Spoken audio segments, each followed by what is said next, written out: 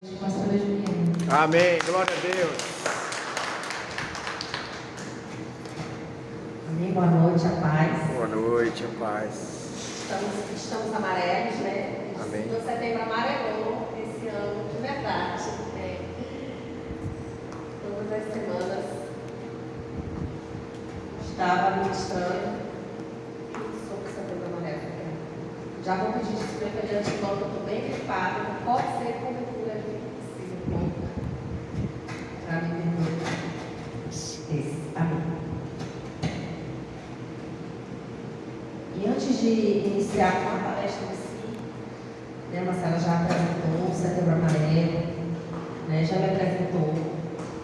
E é muito a minha visão, né, sobre esse tema da prevenção ao suicídio, junto com a depressão, ansiedade, esses temas eles têm me despertado muito. Eu digo que eu tomei essa causa para mim mesmo, né, de verdade, porque o conhecimento ele é libertador.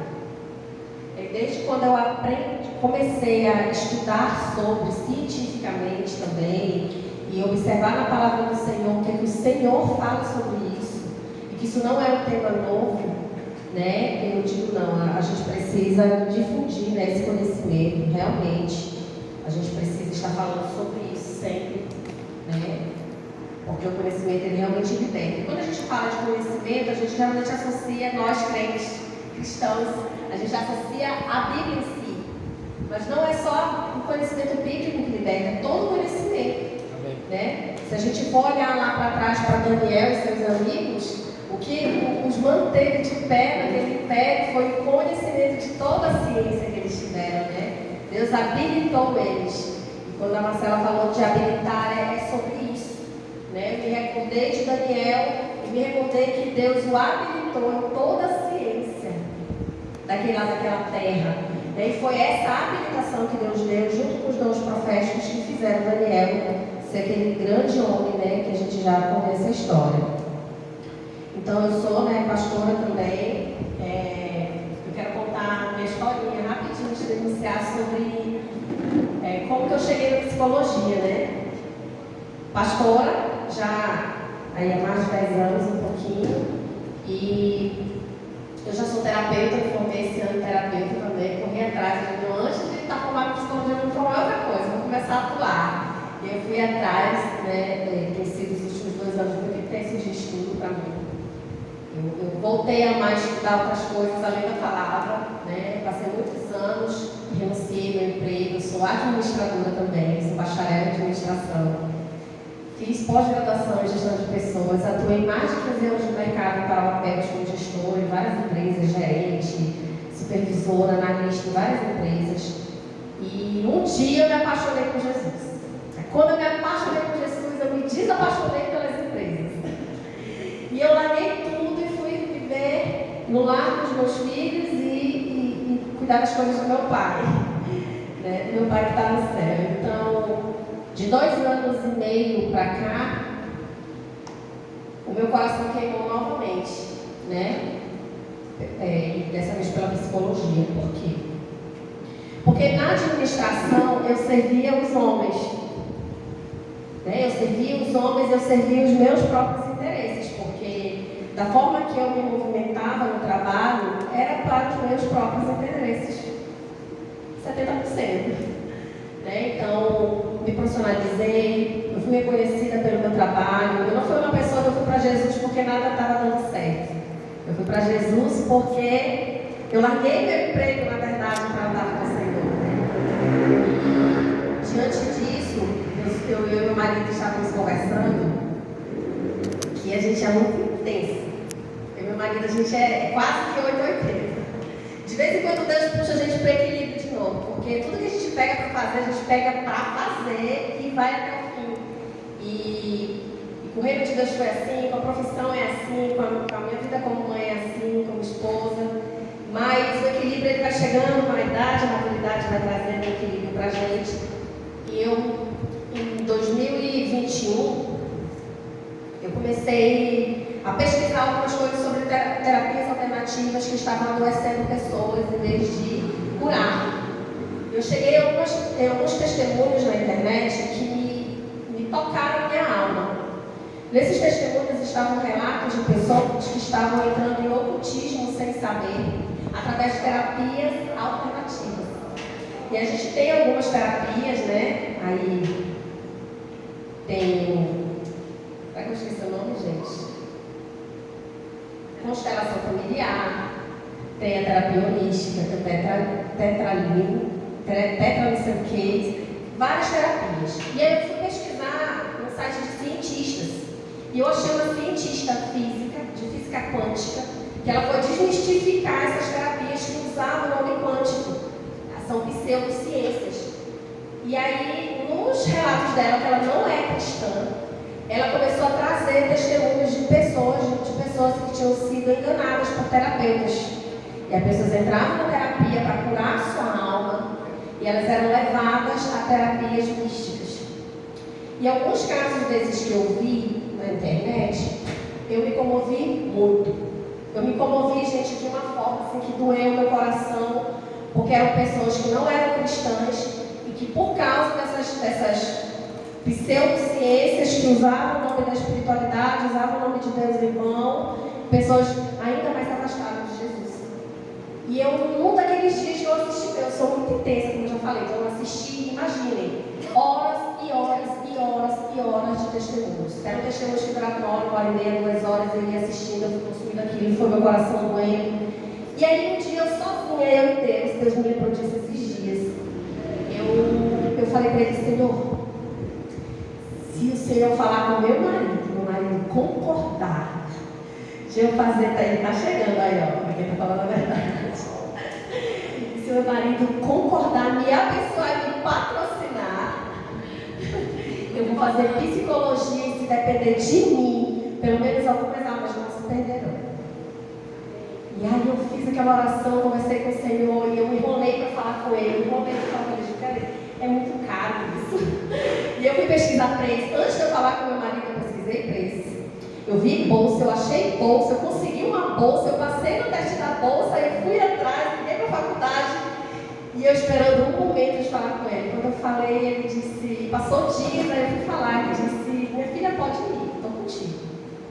Eu falei, mas será que vai dar para pagar isso aqui? Ele disse, minha filha, se não der, a gente dá um jeito, pode ir. E aí quando eu fui atrás, tinha fechado o período, só pude entrar no outro ano, né? No outro ano eu entrei e estou cada dia mais apaixonada. E eu comecei a ver o propósito de Deus nisso.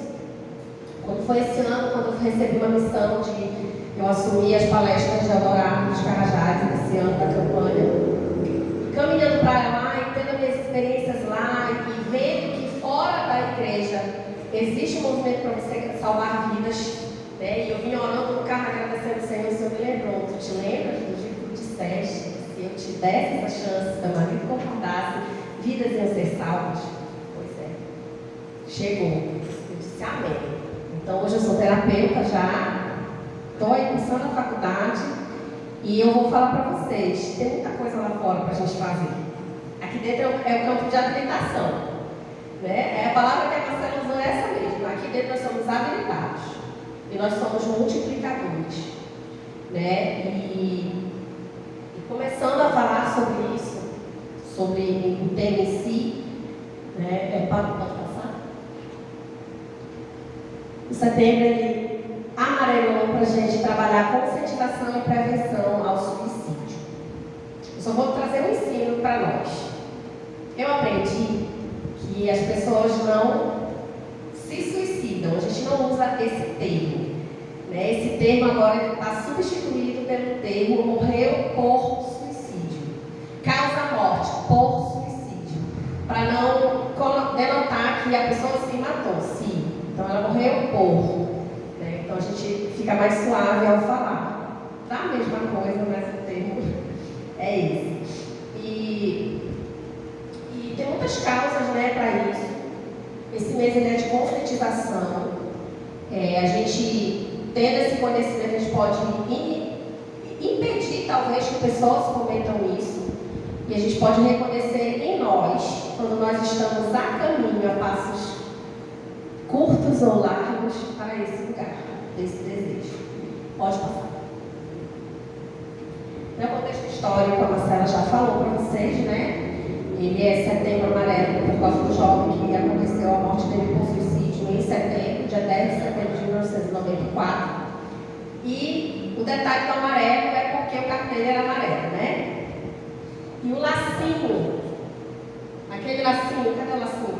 Lá no painel. Ali no painel tem o lacinho. Aquele lacinho amarelo foi por quê? Porque quando isso aconteceu, os amigos dele escreveram um cartãozinho e colocaram um lacinho amarelo. E no cartão estava escrito o quê? No cartão estava escrito: se precisar, peça ajuda.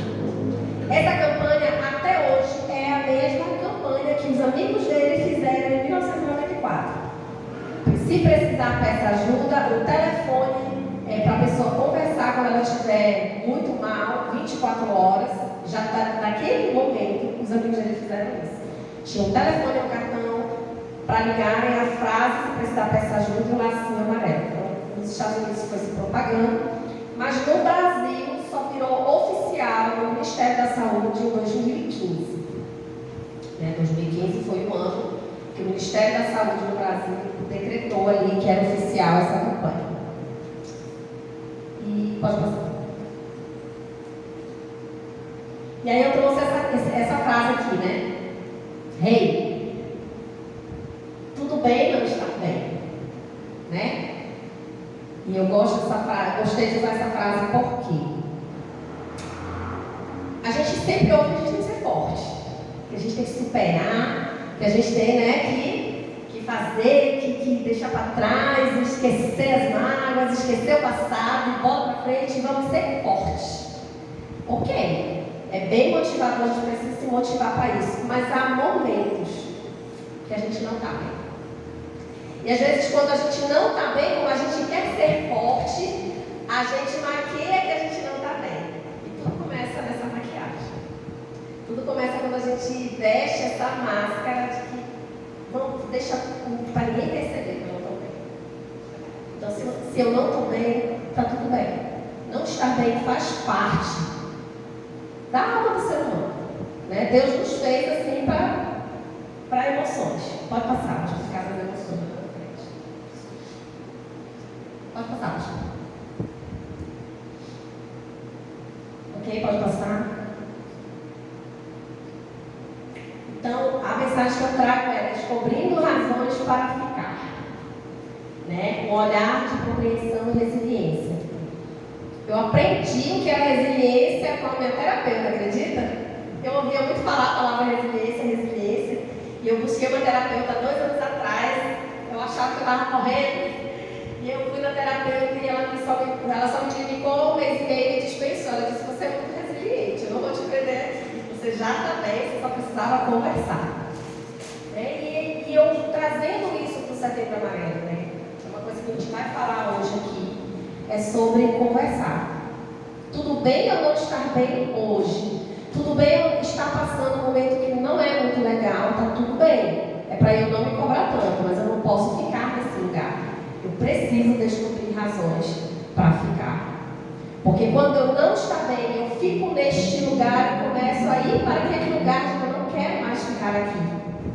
E é sobre isso que a gente vai falar. Pode passar. Pensar em desistir da vida não é frescura. Gente, não é frescura. Nem para crente. Porque tem muitos estigmas sobre nós, cristãos. Qualquer outra religião cristã, qualquer outra igreja cristã, né? Qualquer pessoa que professa alguma fé sobre o divino, sobre o universo, sobre. É como se a sociedade mística ela oprimisse quando a pessoa está pensando em desistir da vida. E as pessoas têm vergonha de se abrir sobre isso, de falar sobre isso, e vai colocando elas nesse lugar. Né? Não é frescura. Pode passar. Aí responda para você, como você está hoje? A gente sempre pergunta na igreja, né? Não sei como você chegou aqui, não sei qual é o teu problema hoje, é sobre isso. Como é que você está hoje? Como é que você chegou aqui? Aí tem umas caretinhas. Eu quero dar essa notícia aqui, ó. Você grava aí como é que você chegou hoje, tá? Para o final. A cada 40 segundos, uma pessoa morre por suicídio no mundo. A gente faz uma conta rápida e descobre que a cada 1 minuto 2 pessoas morrem por suicídio no mundo. Então, em 1 e 20 segundos, 3 pessoas morrem por suicídio no mundo. É muita gente. Enquanto eu estou falando aqui, várias pessoas no mundo já se foram por esse motivo. E as que não foram tentaram, muitas tentaram. E muitas pessoas não estão nessa estatística. Pode passar. Aí eu trouxe essa estatística, que eu vou falar bem rápido sobre ela, sobre as estatísticas mundiais e brasileiras. No mundo, 800.000 pessoas morrem por suicídio no último dado de 2023, tá? 66% são homens no mundo, 66% são homens. A idade, a faixa etária desses homens no mundo, a média é a partir de 50 anos. Só que no Brasil a gente tem uma grande surpresa, que é o que me compeliu para ir falar sobre isso esse ano. O Brasil está no ranking dos 10, ele é o 8º. Então, não é legal estar em 8º lugar nesse caso. Não é legal ser no top 10, ou nos top 10 nesse sentido. O Brasil é o 8º do mundo, que mais morrem pessoas por suicídio. E no Brasil, 78% são homens, é mais do que a média mundo. 78% são homens. E a faixa etária dos homens que morrem por suicídio no Brasil é de 15 a 29 anos. Jovens. Os homens jovens morrem por suicídio mais do que os homens mais maduros.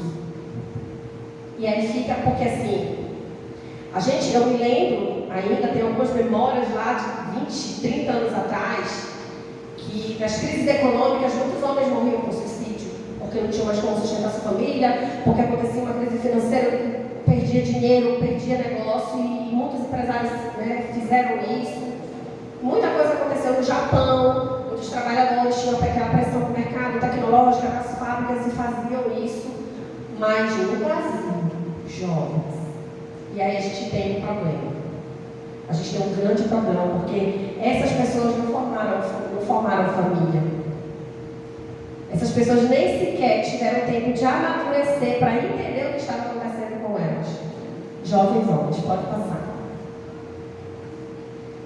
Tá? E eu quero falar que o suicídio não é fácil da gente justificar ele. Não é fácil da gente perceber quando a gente está caminhando para ele.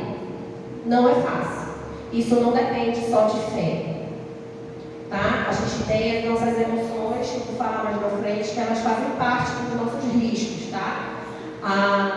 Quais são os fatores que podem levar alguém a pensar em morrer, em não viver mais? São fatores culturais e religiosos, isso me chama muita atenção. Os fatores culturais e religiosos, eles têm a ver com o ambiente que a pessoa está inserida ali, a família, a cidade em si, o meio social que a pessoa vive, que ali pode acontecer preconceitos, né, bullying com a pessoa. Às vezes a pessoa tem aquela sensação de não pertencer àquele grupo e ela não consegue ressignificar aquilo, fica aquela pressão, eu não consigo ser, mas eu tenho que ser, eu tenho que fingir que sou, e aí entra nessa crise, né, pode vir a acontecer. E no meio religioso é a mesma coisa. Pessoas que não se encaixam naquele meio, pessoas que não conseguem alcançar as cobranças daquele meio religioso. Né? A gente sabe que tem muitas igrejas, né, muitos locais abusivos, tem muitos locais aí que perturbam o psicológico e emocional dos fiéis. Né? E nesses lugares tem um índice muito grande. Eu acho que em 2020 a gente viu alguns casos, de pastores, de líderes evangélicos, mulheres de oração, discípulos de oração se suicidaram. Né? E aí as pessoas ficam assim, está sem Deus, não está, não. A gente não pode julgar. Né? Não é falta de Deus, foi um ato de desespero. Né? Para nós, diante da nossa fé, é condenável, né, a gente chegar nesse nível, mas qualquer um de nós pode ser afetado. Vamos aprender um pouquinho a lidar com isso. Fatores individuais, que são de personalidade, né, de identidade, crises, fatores sociais, eu já falei, e fatores psicológicos. Os fatores psicológicos eu vou falar mais na frente, porque tem a ver com enfermidades, doenças psíquicas, tá, que pode acontecer. Pode passar. Então, vou falar dos sinais. Vamos ficar atentos aos sinais, pode passar. Tem categorias de sinais, vou falar rapidinho aqui delas, para não me estender muito, mas a gente tem os sinais emocionais. Os sinais emocionais E eu vou falar primeiro dos emocionais. Só algumas coisas que podem acontecer, porque isso é muito amplo. Né? Os emocionais, a gente tem as alterações drásticas de humor. Tem pessoas que são, por exemplo, muito alegres, muito faladeiras, e elas mudam. Quando você percebeu, a pessoa já está há muito tempo calada, mais ranzinza, sempre da brincadeira, sem paciência. E isso não é um fato, igual eu falei lá, não está tudo bem se você não está bem. Mas quando a pessoa permanece assim por um longo tempo, você percebeu que não foi só uma semana, não foi só uma TPM, não foi só um problema que aconteceu. A pessoa mudou. Ela não é mais daquele jeito por meses, 3 meses, 4 meses, 5 meses. Aí a gente tem que já ficar atento. Se não for com a gente, se for com o outro, a gente precisa ficar atento. Aí tem a expressão excessiva de vergonha, culpa, né?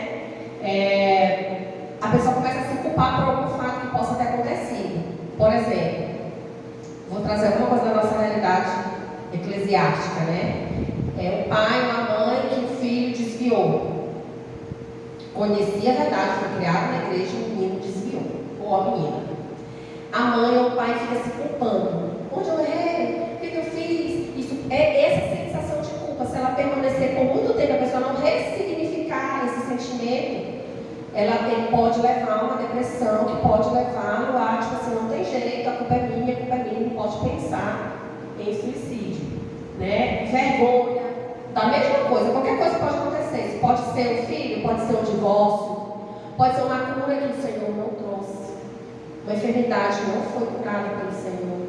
E a pessoa que está enferma pode se culpar, achar que isso foi por causa de pecado. E aí a sociedade, aquele meio, as pessoas podem estar culpando. Tá? Olha lá, igual Jó.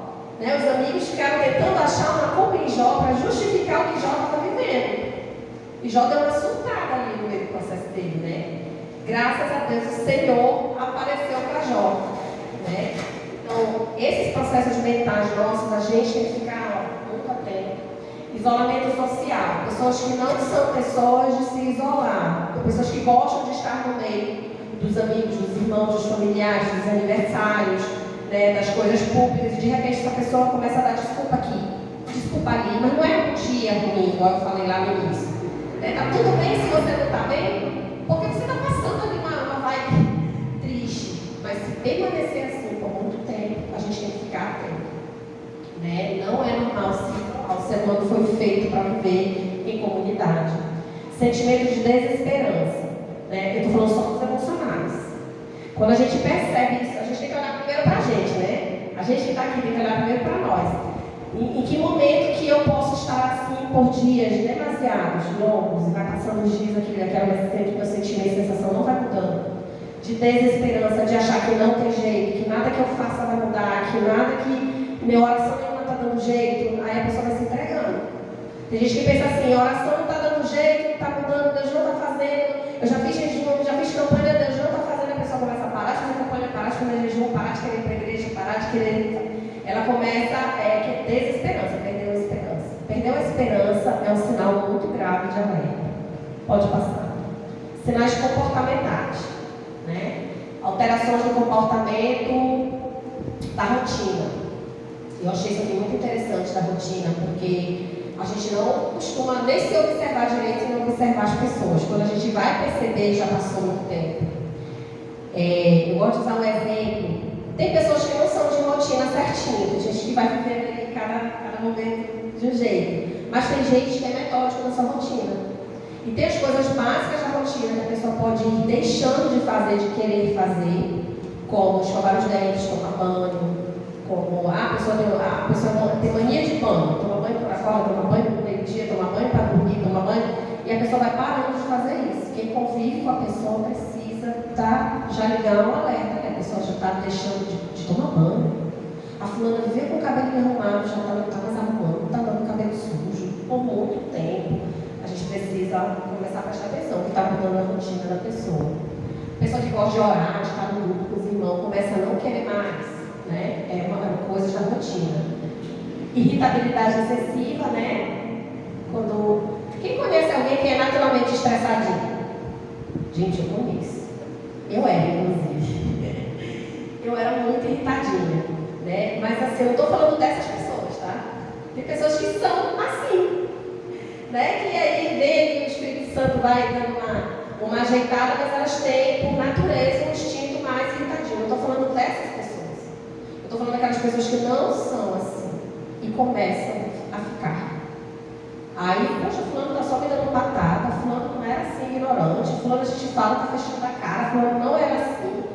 Aí é uma coisa de comportamento para a gente ficar ligado. Deteriorização do desempenho, né? Na verdade, gente, isso são um conjunto de coisas, né? A pessoa não vai para o comportamento direto. Antes dela ir para a mudança de comportamento, ela já mudou o sentimento lá na frente, as emoções dela. Aí ela vai mudando o comportamento. Depois que ela muda o comportamento, tem risco de mutilação. Alguém conhece alguém que já se mutilou? Eu conheço ex-adolescentes que se mutilaram, né? Eu quero trazer uma informação sobre isso. Geralmente, na psicologia se fala que quem se mutila não quer se matar exatamente. Quem se mutila quer apagar uma dor. Começa por aí, pode evoluir para um pensamento de suicídio de verdade, mas no início, a princípio, a pessoa quer tirar a dor. Então, um jovem, um adolescente, uma pessoa adulta, quem quer que seja, que comete isso, essa pessoa precisa de apoio, de acolhimento, não de julgamento. Porque como a pessoa às vezes pratica várias vezes e ela não quer se matar de verdade, ela fica se riscando aquilo ali, fica fazendo aquilo por muito tempo, até a gente fala assim, quer chamar atenção.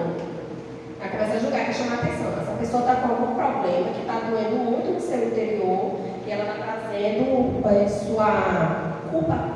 É como se ela estivesse sentindo culpa, ela quer apagar aquela culpa, aquela dor e ela faz aquilo. Essa pessoa precisa de acolhimento. Pode passar. Esses sinais verbais, eles são...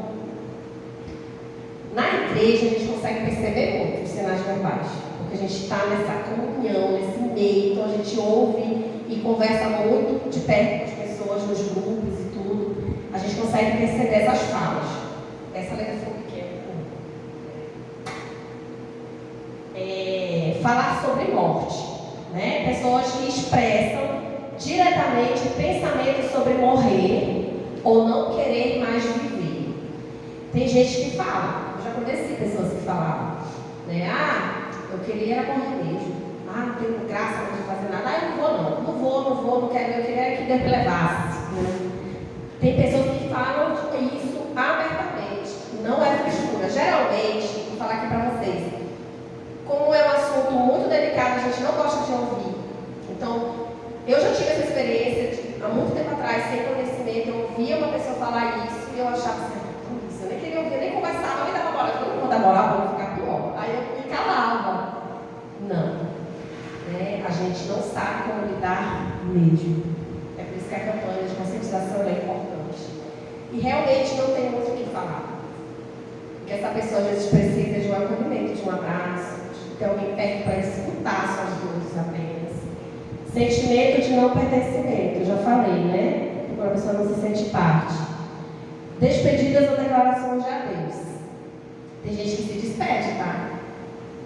Tem gente que faz isso de forma sutil, que a gente quase não percebe, só percebe depois que o fato aconteceu. Eita, por isso que fulano foi na minha casa ontem, disse que me amava, era uma despedida.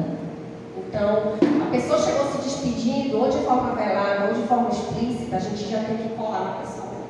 Colar na pessoa, ir na casa, ficar mandando mensagem, ficar monitorando, pedir ajuda dos parentes para observação. Declarações de adeus seria: sabia que eu te amo, se a gente não se vê mais, sabe que eu te amo, isso é muito especial para mim, isso é muito se alguma coisa acontecer, se de repente a gente não se vê mais, a pessoa está pensando em ir embora, já, as pessoas tentam levar na brincadeira. Pode ser brincadeira, mas pode não ser. Então a gente, como nesse ambiente de conscientização, precisa multiplicar esse conhecimento. Pode passar. Causas, eu vou pular rapidinho as causas, pode passar aí. Causas para isso acontecer. Isso é um transtorno, tá? No pensamento da pessoa que pode ter motivações e transtornos mentais, como depressão, ansiedade, transtorno bipolar, esquizofrenia. Esses transtornos, a ansiedade e a depressão são transtornos. Né? No dia que eu ouvi essa expressão, que eu vi lá no DSM, essa expressão, eu digo, é muito forte. Quer dizer que uma pessoa que está com depressão tem um transtorno mental. É isso mesmo. É um transtorno mental. Não é normal ninguém pensar na morte. Não dessa forma, né? Pode passar. Experiências traumáticas, que é abuso, perdas, né, o luto, violência, podem desencadear crises emocionais, intensificando sentimentos de desespero, aumentando o risco do pensamento suicida. Pode passar. Problemas de saúde física, crônica, como debilitações, né, de andar, podem, a pessoa perde o membro do corpo, fica com paralisia, algum tipo de comorbidade no físico, ela pode pensar sobre isso. Pode passar. História familiar. Se já houve algum caso de suicídio em alguma família, ela pode ter, alguém daquela família pode ter essa mesma ideação. Por quê? Porque quando a pessoa chega num momento de desespero, ela sabe como foi que o parente morreu, porque geralmente o parente sabe como foi que a pessoa praticou o suicídio. Aí aquilo fica ali na mente. No dia que uma outra pessoa, um primo, um tio, um irmão, passar por isso, ele pode pensar no momento de desespero. Eu vou fazer igual fulano fez. Fulano fez com remédio, fulano fez com isso, fez com aquilo. É por aí mesmo. Tá certo, tá com fulano. Que para não ficar nesse mundo ruim, nesse mundo mal, né? E esse histórico familiar ele colabora também. Pode passar. Isolamento e falta de apoio, eu já falei. Pode passar. Abuso de substâncias. Essas substâncias, gente, isso é muito interessante.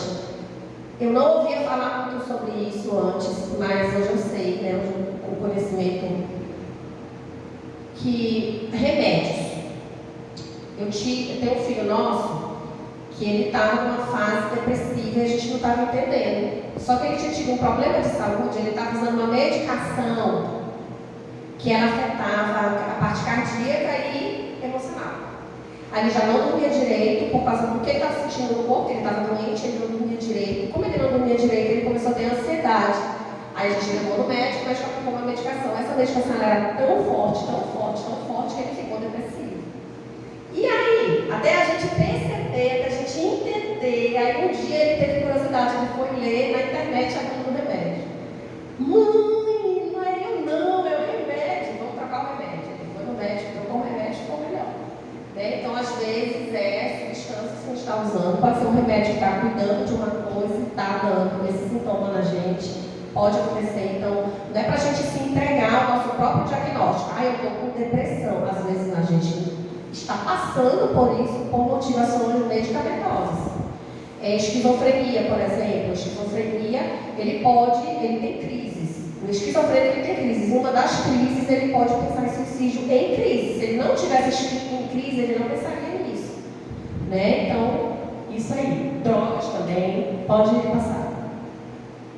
Fatores socioeconômicos, que eu já falei, perda de emprego, perdas financeiras, a pessoa pode pensar nisso no momento de desespero. Então, se você conhece alguém que de repente perdeu o emprego, está muito meses desempregado, está sofrendo, porque não está conseguindo sustentar a família, essa pessoa precisa de apoio, de acolhimento e de sustento.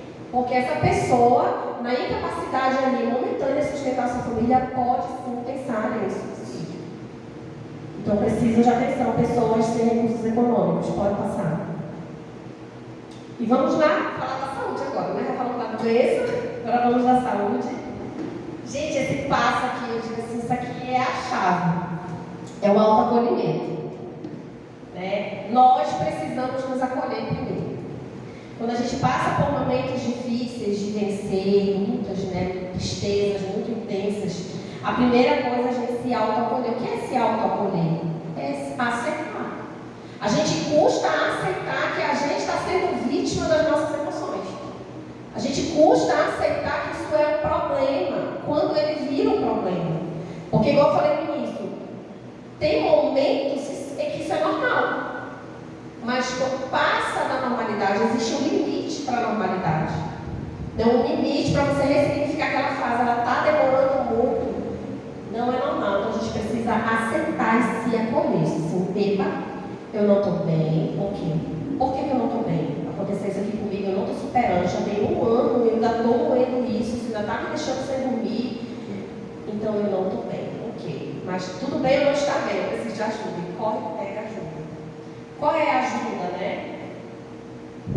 Qual é a ajuda? Depois que a gente aceita, fica mais fácil a gente conversar com amigos, conversar com o líder, conversar com o patrão, conversar com algum profissional de saúde mesmo, procurar um psicólogo. A gente tem aqui, tem um CRAS, o CRAS ele tem Parauapebas, olha, tem algumas unidades de saúde que tem o atendimento necessário com psiquiatra, com tudo lá dentro. Então, a primeira coisa depois que a gente se aceita e se acolhe é se cuidar, é ir atrás de quem tem conhecimento para nos ajudar. Pode passar. Se abrace, né? Nesse momento, igual eu falei assim, a pessoa que passa por isso, ela precisa da nossa ajuda, mas a gente também precisa da nossa ajuda. Igual me fizeram essa pergunta esses dias, essa semana, mas e quando a gente não consegue pedir ajuda? É por isso que existe a conscientização. Porque a gente pode estar do lado de alguém que está precisando de ajuda e não tem força. Então que a gente pega essa pessoa pelo braço e leva. Não conseguiu, chama o pai, chama o pastor, chama a mãe, chama o líder, chama o filho, fala com alguém. O que a gente não pode é achar que o problema não é nosso. O que a gente não pode é ignorar que tem uma pessoa no sofrimento, que pode parecer besteira para a gente, para a pessoa não. Né? Então a gente precisa desse autocuidado também. Como é que a gente sai desse processo ou dá apoio para outra pessoa? Praticando autocuidado. Não sei se vocês já conviveram com pessoas extremamente depressivas. A gente acompanhou um caso, foi muito triste o caso de uma moça que se separou. E essa moça, ela ficou muito mal. Muito mal. Só que ela, assim, como ela já estava num ciclo de sofrimento no casamento dela, era muito, muito triste mesmo o casamento dela, e ela não conseguia com oração, com nada, ela não aceitava o divórcio, porque não casou para separar, e era muito complicado o processo dela, e nós acreditamos que Jesus já estava tudo, não acreditamos, e ele já estava. Só que há pessoas que não estão, o marido dela no caso, Cristo para ele já não era mais o papel principal da vida dele. Então ele maltratava aquela esposa. E aquela esposa, pela fé, por causa da sociedade, ela disse, eu não quero aparecer na igreja uma mulher separada, eu não quero ser uma mulher separada. Então tinha essa coisa social, tinha um contexto muito grande. E aí ela pegou e não aceitava. Até que ele saiu de casa. Quando ele saiu de casa, começou o processo dela. Ela tentou suicídio algumas vezes. E ela não falava pra gente. Até que um dia ela resolveu pedir socorro. Pastora, pelo amor de Deus, vem aqui. Aí eu fui. Ela me mostrou lá o lugar, o que ela fez, o que ela planejou, o que ela estava fazendo em casa. Eu vi a casa. Gente, muito triste quando a pessoa se entrega. E ela trabalhava na Vale, ela estava indo trabalhar normalmente. Quando ela chegava em casa, ela passava as noites, claro, em desespero. Por quê? Porque ela estava vendo um luto. O luto. O luto, ele não é só a morte de alguém. Ele é uma separação. Ele é uma mudança de casa. Sabiam que as mães têm luto quando o filho vai embora de casa? É um luto. Quando o filho casa. Ainda mais quando tem 2, 3, quando vai o último. Eu acho que os pais ficam, né, pastor? Não é legal? Eu já falo pro meu marido, quando o primeiro se for, como é que vai ser? Eu vou precisar de ajuda. Eu já estou fazendo 20. Já vai se preparando. Aí tá namorando, eu digo assim, meu Deus, eu falo pro meu marido, disse, amor, deixa aí, a gente criou pra ele mesmo. Você vai chorar também. Seu marido vai chorar também. Eu também acho. Então, assim, a gente precisa se preparar para esses momentos. Né? O luto, ele pode... o que eu digo que está tudo bem, se não está bem, é aquele primeiro momento, daquela primeira crise, ela é natural. Nós precisamos aprender a vencer isso. O problema não está em não ficar bem, passar por um luto, e isso se prolongar. A primeira etapa de um luto durar 1 ano não é normal. 3 meses, tem gente que vive essa fase dessa dor 6 meses, 4 meses, 3 meses, 2 meses. Tem gente que casa de novo 1 mês, né? Quando separa, quando falece o cônjuge. Mas tem gente que não casa mais. Cada um tem seu processo, mas esse processo da dor, que a pessoa fica ali depressiva, ele não pode passar de 6 meses. Passou de 3, já precisa de ajuda, de intervenção. Então a gente precisa entender sobre isso também para aconselhar as pessoas que estão passando por dores próximo de nós. Então, o autocuidado, que eu quero bater aqui no martelo, é sobre o autocuidado físico. A mulher, ela é super motivada com o cabelo arrumado, ela não é? O pessoal diz aí aquela frase, uma mulher com cabelo arrumado, com minha feita, não quer guerra com ninguém. E essa sobrancelha também, tudo. Né? Então, o que acontece? Quando a gente não se importa mais com isso, a gente precisa retomar.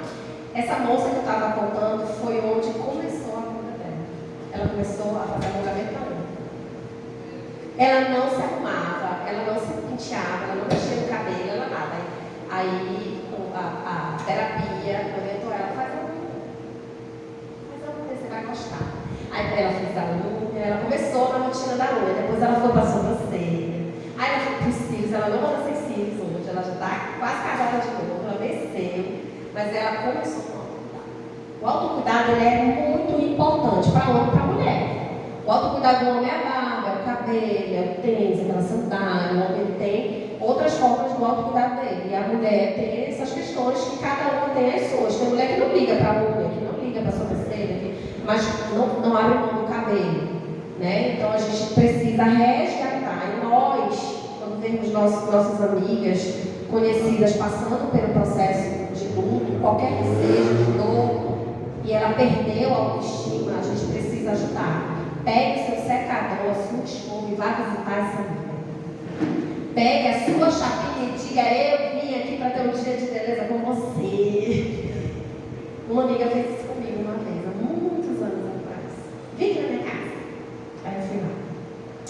Ai, Deus mandou eu te dar uma escova de cabelo, senta aqui. Deixa eu lavar meu cabelo. E ela pegou o cabelo, eu me senti linda, saí de lá renovada, motiva, né? A nossa autoestima começa a elevar. E depois eu comecei a fazer. Então, assim, uma coisa que eu sei fazer, eu não fazia mais. Eu tenho tudo em casa de salão, eu não fazia mais. Meu cabelo era no coque, o período que eu passei difícil, meu cabelo era no coque. E unha eu não fazia mais, não me importava a sobrancelha, nem pintava mais. Porque às vezes não dava para fazer, a gente estava arrumadinha com uma maquiagem, não fazia mais. E as amigas começaram a perceber. Aí quando me chamou para fazer o cabelo, aí eu disse assim, vem aqui, eu vou no salão ali. Aí eu cheguei com ela lá, ela, tua unha tá paga, faz aí. Gente, aquilo foi me dando autoestima e depois eu não precisei de ninguém fazer para mim, eu que fui fazendo. É importante. Eu já passei processos de lutos meus pessoais que a minha autoestima acabou. E eu comecei, eu tenho um testemunho que eu conto que eu comecei todo mês eu fazia um exercício. Todo mês eu ia lá no Cariri, lá no Moda Leve, eu comprava uma camisetinha de 10 reais. Na época era mais baratinho, por causa dele. E aí eu ia, não tinha essa loja de 20, não tinha, né? E eu me lembro que eu ia no Cariri, ou na Moda Leve, eu comprava uma camisetinha, eu mandava todo mês, eu fazia isso. Todo mês eu fazia isso. Durou assim uns 6 meses. Aí eu comecei. Aí eu tenho, como eu falei pra vocês, eu tenho tudo de cabelo em casa, secador, chapinha, eu tenho tudo, eu não fazia. Aí eu disse, eu não tenho dinheiro, eu tenho que arrumar. E eu bati, eu pirrava comigo mesmo. Mas eu tive pessoas que perceberam. Pessoas que notaram. Que vão ali comigo, vem aqui na minha casa, deixa eu fazer tua unha. Então, isso é uma forma de a gente acolher o outro. Às vezes parece bobagem, mas para aquela pessoa que está sofrendo, isso impacta muito. Manutenção da rotina é isso, pode passar. Isso aqui que eu coloquei, experiência própria, né, para passar para vocês. Se tiver pesado, nunca é tarde para organizar a sua vida. Às vezes a vida da gente ela passa por momentos de transformações, de mudanças que a gente custa compreender e a gente custa se acolher e aceitar. O processo que eu passei para mudar de profissão, por exemplo, eu fui fazer o vestibular com psicologia, eu já estava com 40. Quantos anos eu tenho? 44, 45, eu estava com 41 anos quando fui fazer o vestibular. Comecei com 42. Aí eu fazia aquela conta de vou me formar com 47, quase 5 minutos na feira. Aí eu ficava, aí eu não era que nada. E aí eu cheguei lá e tinha pessoas da minha idade, eu digo,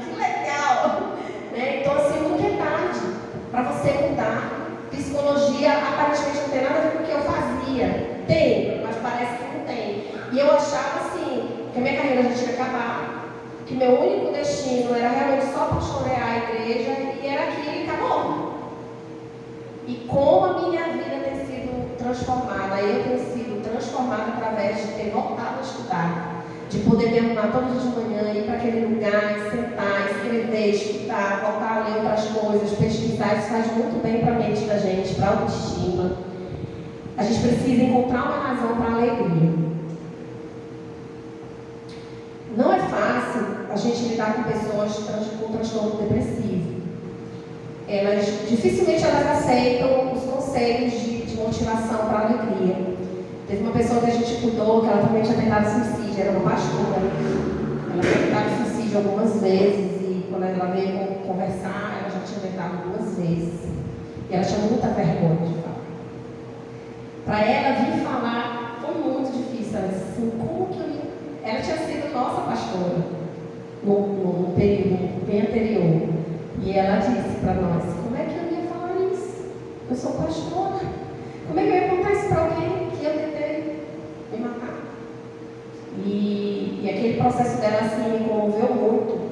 Eu vi que não era uma falta de Deus. Era uma falta, foi um luto não vencido dela também. Um luto não vencido que levou ela para esse estado. Ela orando, ela lendo a Bíblia, ela pensou nisso.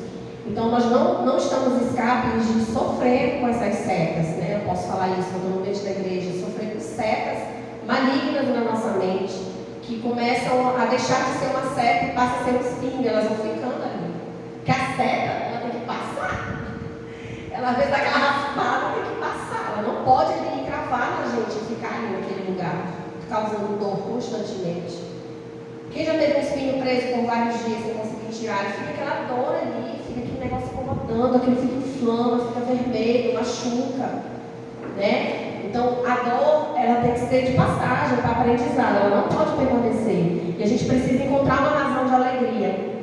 E essa razão de alegria pode ser coisas rotineiras, pode ser uma profissão, um curso novo, uma nova habilitação, estudar, profissionalizar, mudar de profissão, fazer uma transição, mudar de cabelo, mudar a cor, mudar o tipo de roupa, mudar o ambiente, uma academia. A gente precisa encontrar uma razão, né, de alegria.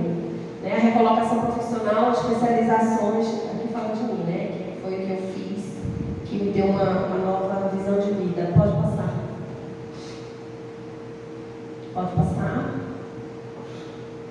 Como já falei, pode não ser você, mas pode ser pessoas próximas de você em crise, apoie elas, pode passar. Eu quero falar, eu vou passar esses 10 passos, por quê? Porque ele tem frases chaves aqui pra gente. 10 formas de você ajudar alguém. Pode não ser com nós, com você, comigo, com ninguém que está aqui, alguma dessas coisas, mas pode ser com alguém bem perto da gente. E caso a gente encontre alguém com dificuldades emocionais desse nível de tristeza, primeira coisa é escutar com empatia. O que é escutar com empatia? Às vezes a gente acha... Eu tenho muita dificuldade de lidar com pessoas de luto. Eu ainda tenho. O luto, ele dói em mim também. O luto do meu amigo me dói em mim. Pessoas que perdem filho, que perdem pai, mãe, marido, que aquela dor é muito grande. Quem aí não sabe o que dizer para alguém irritado? Eu não sei o que dizer para alguém irritado. Estou aprendendo, estou estudando sobre. Mas é muito difícil a gente saber o que dizer. Então, geralmente, o que é que eu fazia? Como eu não sabia o que dizer, eu fugia. Eu dava aquelas visitas muito rápido, eu quase não ia, porque eu pensava, se a pessoa vai ficar sofrendo muito, eu não sei o que dizer, eu não vou lá, não. Aí eu não vou lá, não. Deixa eu passar uns 15 dias, depois eu vou lá. Por quê? Porque eu achava que eu tinha que saber o que dizer. Como eu não sabia o que dizer, eu nem visitava. E talvez as pessoas que a gente é amigo podem se machucar mais com a nossa ausência. Às vezes não é sobre o que dizer, é só ter empatia. Senta do lado e chora junto. Não sabe o que dizer, vai lá e faz o café com a pessoa. E isso é a empatia. Nem sempre a gente precisa saber o que dizer, mas a gente pode só marcar com a nossa presença que isso já é uma atitude de empatia. E escutar a pessoa, pode passar. Não julgar. Não tecer críticas sobre as emoções da pessoa, porque a gente não sabe como cada experiência afeta, pode passar. Ofereça apoio emocional. O apoio emocional, como eu já falei, é a escuta, gente. A escuta ela é muito mais importante do que a gente sentar para aconselhar alguém nesse estado de tristeza e ficar falando, tentando aconselhar. Pode passar. Agora tem uma fase que quando a gente conquista ali aquele espaço com a pessoa, a gente começa a perguntar.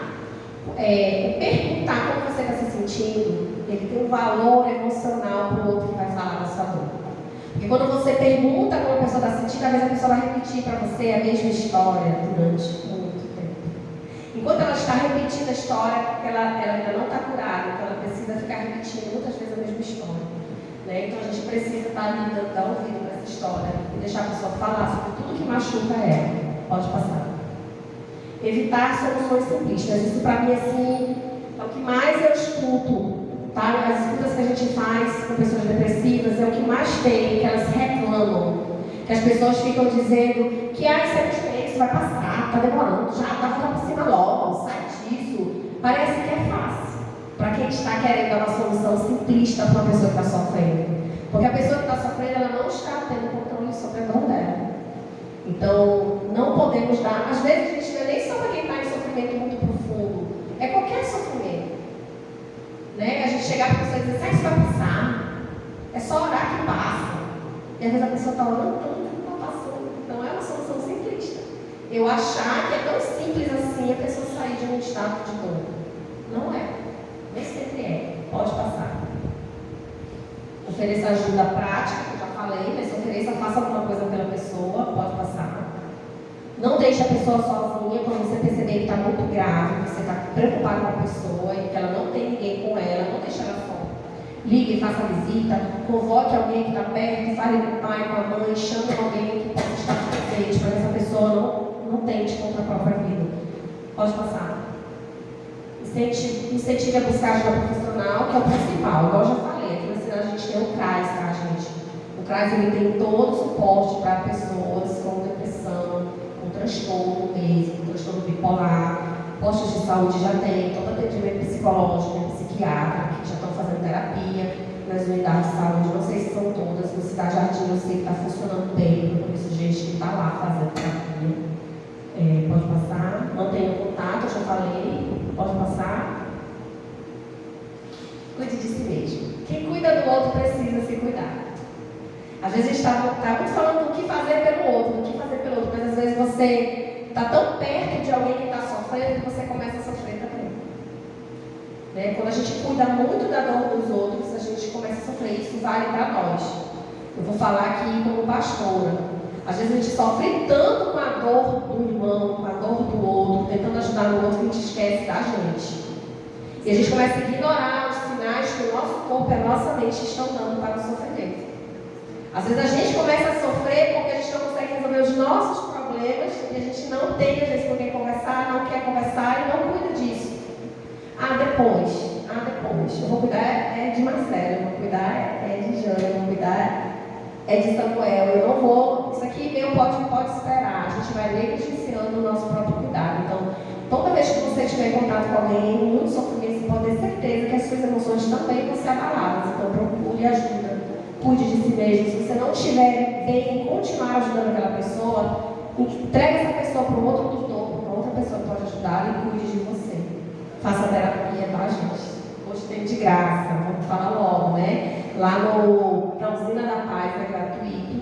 E tem a clínica escola da FADESA também. Quem tiver interesse, depois eu passo o contato para vocês. A clínica escola da FADESA, ela funciona. Tem psicólogos profissionais, estagiários, acompanhados de profissionais, fazendo terapia semanalmente gratuito também. Então, não ter dinheiro hoje na nossa cidade não é desculpa para não fazer terapia. Eles fazem de criança, de adultos, de qualquer idade, de idosos. Pode passar. Estou ajudando. Profissional importante. Pode passar. Pode passar. Rede de apoio. É o que eu estou falando o tempo todo aqui. Para a gente tentar ser a rede de apoio de alguém e a gente construir a nossa rede de apoio. Sempre tem com quem conversar. Pode passar. Você pode fazer a diferença. Amém? Passa. Seus locais de apoio, eu já falei, pode passar. Tem um telefone nacional, tá, gente? O telefone 188 e o chat do governo, que eles atendem 24 horas. Se a pessoa não quiser conversar por voz no ela pode ligar, mandar ter o chat no cvv.org também, que é a Instituição Nacional de Ajuda e Combate ao Suicídio, tá? E finando essa parte do slide, partindo para a finalização, eu quero falar o que a palavra de Deus nos diz.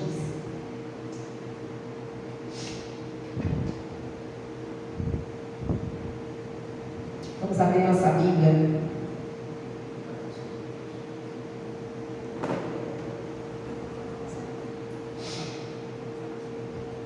Em 1 João 3.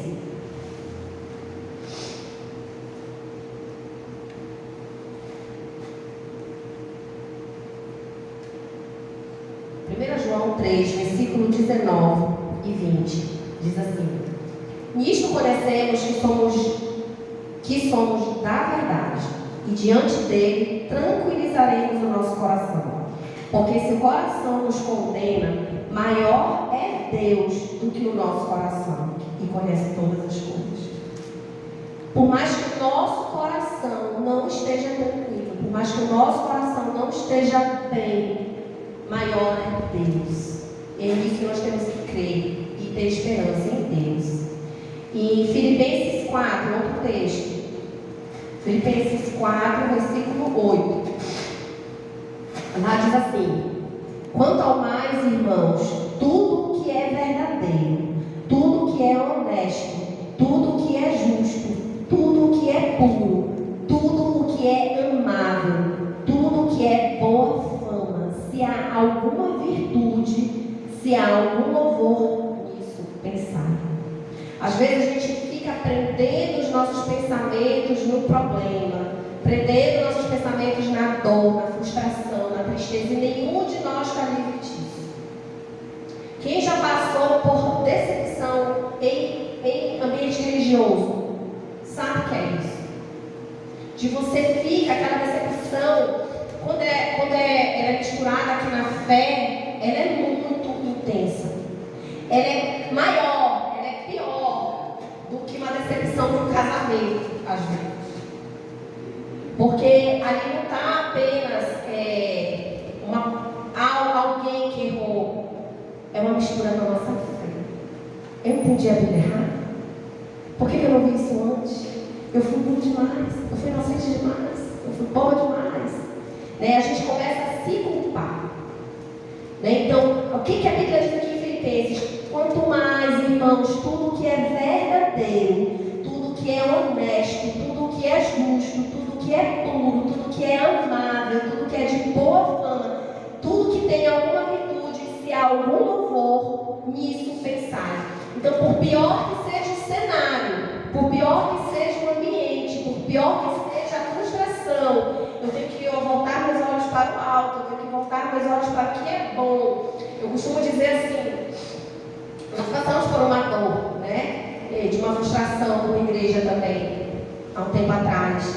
E eu tenho uma ovelha nossa que esses dias, ela já passou ano e ela sofrendo esses dias, ela falou: pastora, eu ainda penso, insegurança, incerteza, um medo, porque o homem é mau, porque e tal. Eu falei assim: ei, o que a gente aprendeu com isso?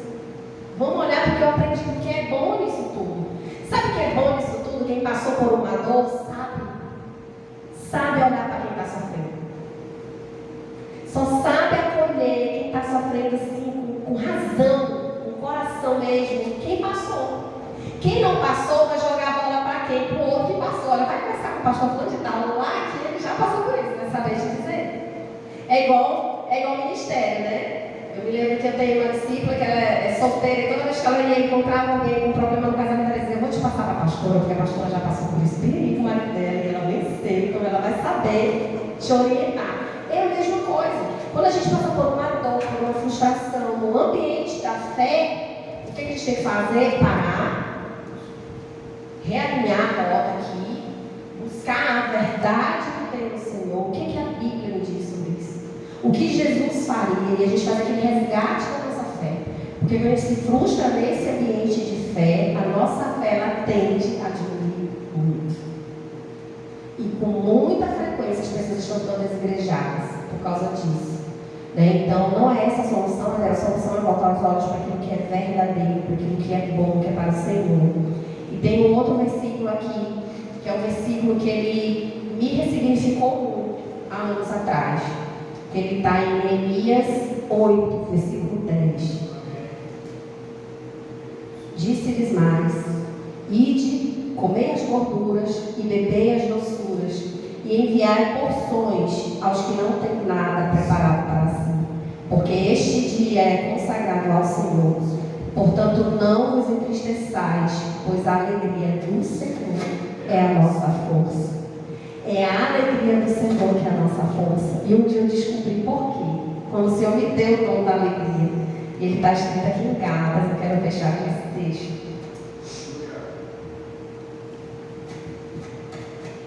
Gálatas 5.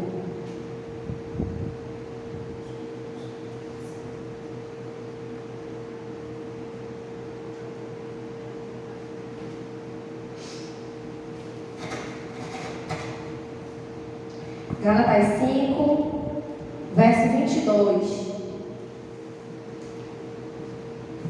Mas o Espírito produz este fruto. O fruto do Espírito, a primeira virtude espiritual. A primeira virtude que compõe o fruto do Espírito.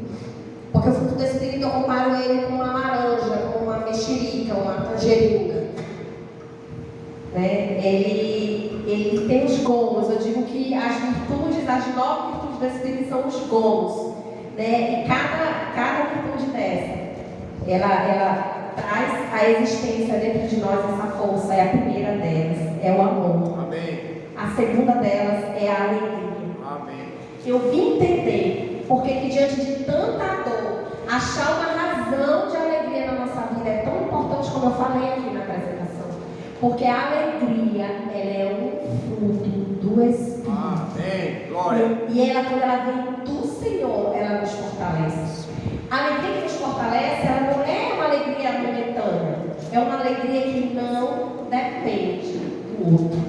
Que não depende do dinheiro. Não depende dos sonhos realizados. É aquela que mesmo no deserto, ela continua com você. A alegria do Senhor é nossa força, mas quando ela é uma virtude do Espírito, não quando ela é criada por nós. O que nós podemos fazer é ter atitudes de bondade com a nossa própria vida e buscar na vida, na nossa existência, na nossa rotina, no nosso autocuidado, uma forma de trazer essa alegria. E o resto Deus faz. A Bíblia fala que todo aquele que buscar, encontrará. Todo aquele que pedir, receberá. E a palavra de Deus, ela é eficaz, ela é verdadeira. E é crendo nela, mais do que toda a ciência. Gente, é crendo nela mais do que toda a ciência que a gente vai conseguir fazer que esse sentimento de alegria, ele apareça mesmo diante da frustração e da dor. Nós temos vivido dias desde que Jesus foi para o céu nos aguardar ao grande dia, né, que ele subiu e deixou com a gente o Espírito Santo. E desde lá, os homens e mulheres de Deus têm sido testados, né, na decepção, na frustração, nas palavras de engano que são ensinadas, nas falsas doutrinas. A gente tem sido testado. Eu costumo dizer assim, hoje, né, já falando muito sobre esse assunto do ambiente que nos decepciona, da falta de cuidado que nos frustra, né, que em tudo isso tem o cuidado de Deus. Porque aí nos ensina a colocar acima de tudo o Senhor. Porque quando a gente coloca toda a nossa esperança no outro, o outro está fadado a falhar como nós. Mas quando toda a nossa esperança está no Senhor, quando a gente olha para o outro e se compadece do que o outro não tem para nos oferecer e olha para o Senhor, porque dele vem todas as coisas, a gente entende que o fruto do Espírito dele é aquilo que mais pode nos dar livramento para todas as coisas. A gente não precisa falar para aquele que sofre, que não entende, não está conseguindo discernir isso, querer enfiar a goela abaixo dele isso aqui. Não, tu tem que ter o fruto do Espírito, não, tu tem que ter fé, tu tem que não. Ame. Só ame. O amor Ele é a primeira virtude do Espírito. Amém. A palavra diz que ele quebra todo o jugo. Ele tira todo o peso. Tira todo o fardo. E queria que vocês ficassem de pé. Glória a Deus.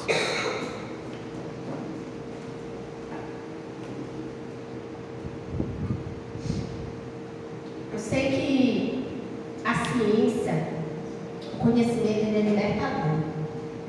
Ele cura, a ciência cura. Nós temos que crer nisso que cura. Mas Deus faz aquilo que nenhuma ciência faz. Deus ainda é o mesmo, ontem, hoje e sempre. Amém. Ele ainda opera milagres. Às vezes ele pode não estar fazendo no nosso tempo, do nosso jeito. Mas eu trago para a gente hoje essa palavra de ânimo, de fé, de esperança. Né? Que se a gente viver um dia mal, está tudo bem. Não se culpe, não nos culpemos. Mas a gente pode, no dia mal, restaurar o fruto do Espírito do Senhor em nós, para que Ele faça tudo aquilo que a alma precisa. Amém? Gostaria de orar. Amém? Vamos adorar o Senhor. Vai aguardar o pastor aqui iniciar. Vamos adorar um pouquinho o Senhor antes da gente orar. Porque Ele tem que ser glorificado em tudo. A Bíblia fala que tudo que façais, quer comeis, quer bebais, quer andais, quer façais qualquer coisa, que seja como para o Senhor. E nós estamos aqui para dar glórias para Ele. Nós estamos aqui para engrandecer o nome dEle.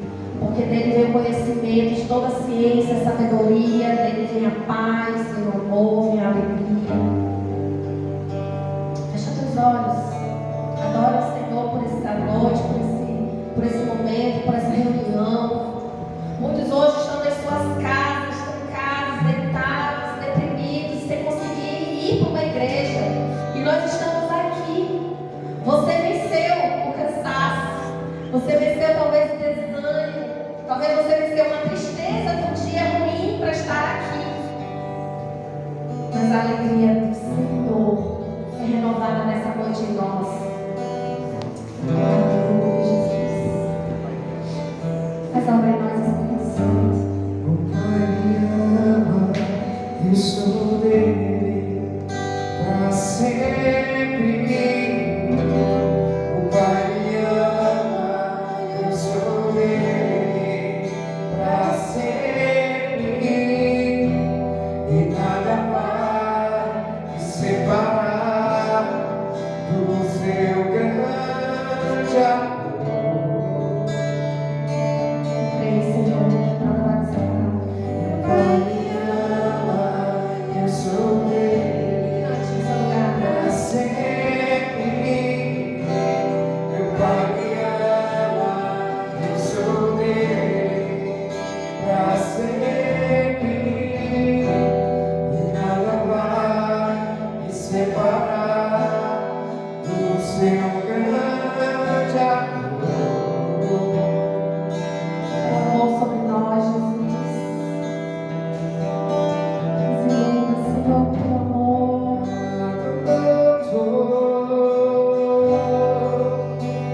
Seu amor me encontrou.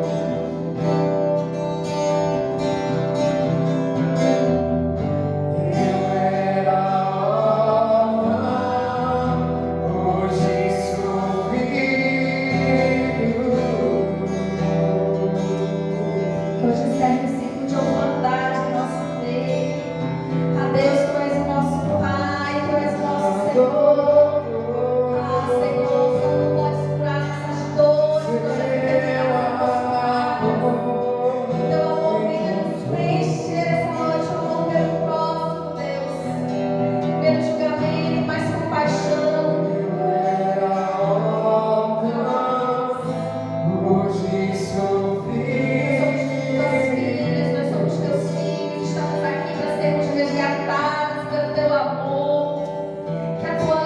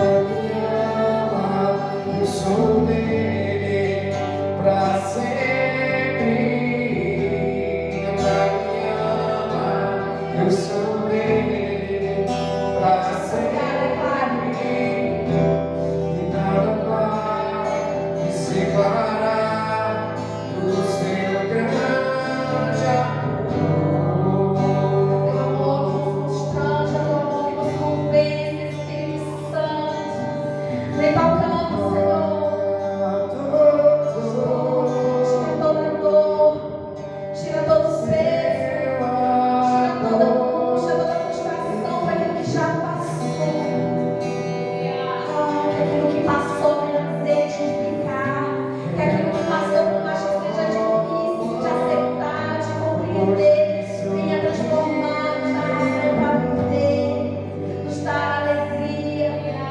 Senhor, eu oro nessa noite para que nossas emoções venham ser transformadas pelo Senhor. Senhor, que nós sejamos capazes, através do Teu Espírito, Deus, de receber do Senhor o melhor. Que as emoções inerentes que são da nossa mente, do nosso comportamento, a gente aprenda a lidar com elas, porque elas não vão desaparecer. Mas o Teu Santo Espírito irá nos habilitar essa noite. Nos habilitar essa noite para, através da nossa própria identidade, da nossa personalidade, que nós nos acolhamos. Mulher, você no seu lugar, faz assim com a mão, abre e se abraça, ó. Se abraça, sinta-se. Você é a pessoa mais importante na tua vida hoje em Cristo. Você precisa se amar, se cuidar. Jesus, nos abraça, Espírito Santo. Esse abraço é do Espírito Santo em nós. Vem, Espírito.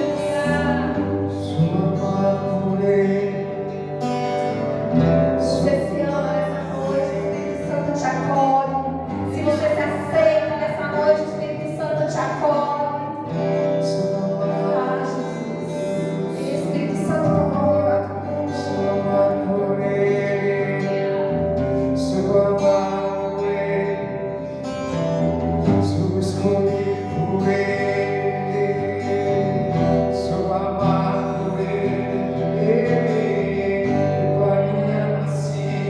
Pai